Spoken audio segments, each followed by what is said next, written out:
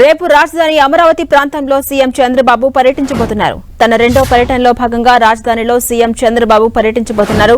ఉండవల్లిలో నాటి ప్రభుత్వం కూల్చిన ప్రజావేదిక నుంచి సీఎం రాజధాని పర్యటన ప్రారంభం కాబోతోంది.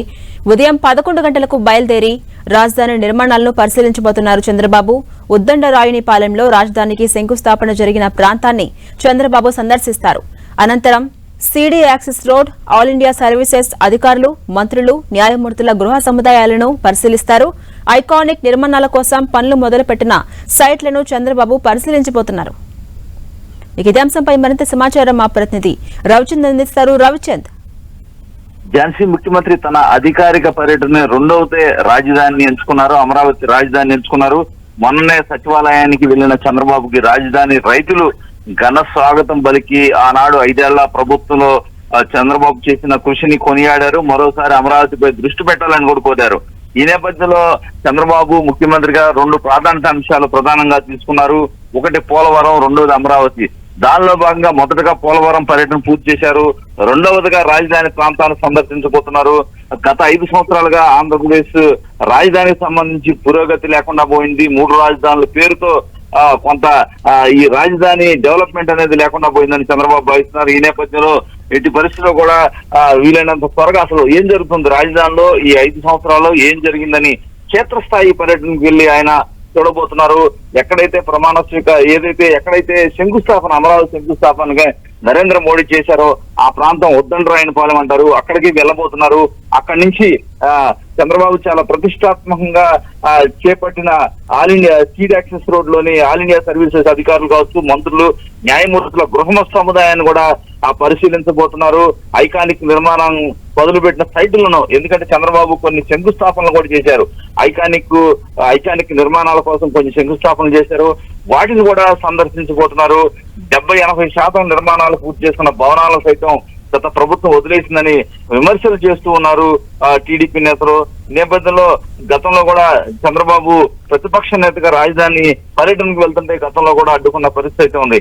ముఖ్యమంత్రి హోదాలో మొత్తం క్షేత్రస్థాయిలో పర్యటనలు అయితే చేయబోతున్నారు.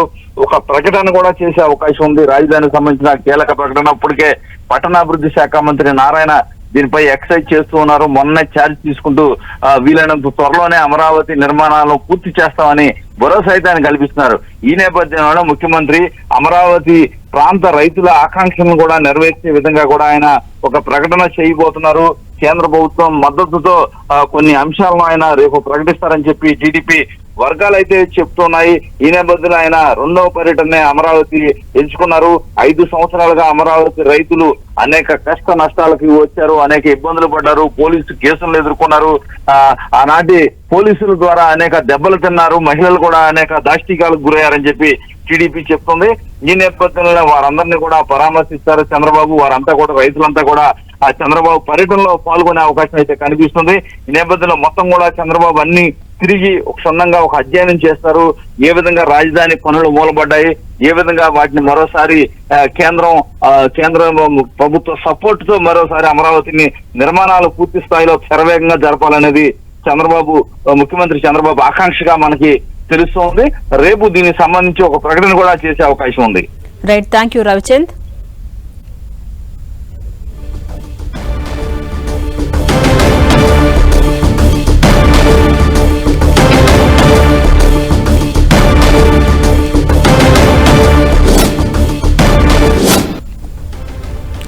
రేపు రాజధాని అమరావతి ప్రాంతంలో సీఎం చంద్రబాబు పర్యటించనున్నారు.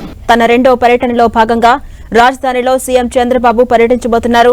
ఉండవల్లిలో నాటి ప్రభుత్వం కూల్చిన ప్రజావేదిక నుంచి సీఎం రాజధాని టూర్ ప్రారంభం కానుంది. ఉదయం 11 గంటలకు బయలుదేరి రాజధాని నిర్మాణాలను పరిశీలించబోతున్నారు చంద్రబాబు.